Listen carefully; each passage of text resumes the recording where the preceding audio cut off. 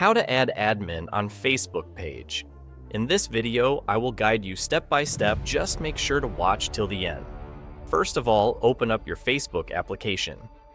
Then tap on this profile icon here in the top right corner. Select that page from this drop-down menu on which you want to add admin. Once switched again, tap on these three lines and tap here on Settings and Privacy. Then go to Settings. Scroll down and tap here on Page Setup.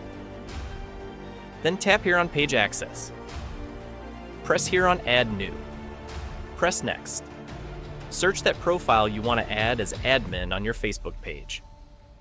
For example, I want to add Jeff Bezos to my Facebook page admin. So I will search Jeff Bezos. Once you found your required profile, tap on it. Here, allow this option if you want to give full access to the other person. Otherwise, keep it off as it is, and finally press on Give Access. Here, enter your Facebook account password and press Continue. Once you will enter this verification code, an admin invitation will be sent to the next person. The other person will accept this invitation from his PR file and finally will become an admin. I hope you will find this video helpful. Thanks for watching.